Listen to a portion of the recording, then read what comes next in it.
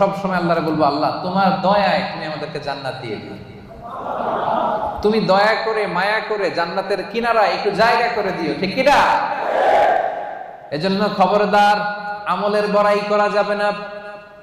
আল্লাহ তাআলা বলেছেন যে তোমরা তোমাদের জীবন তোমাদের সম্পদ আমারে দিয়ে দিবা, আমি আল্লাহ তোমাদের জান্নাত দিয়ে দিব।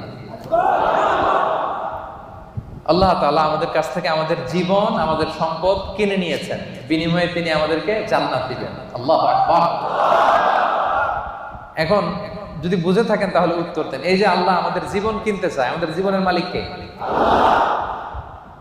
আল্লাহ যে আমাদের সম্পদ কিনতে চায়, আমাদের সম্পদের মালিক জীবনের মালিকও সম্পদের মালিকও আবার এই দুইটা কিনতে চায়ও।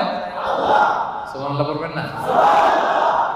দেখেন, উনার দেওয়া জিনিস উনি কিনে নিয়ে আমাদেরকে পুরস্কার দিতে চায়।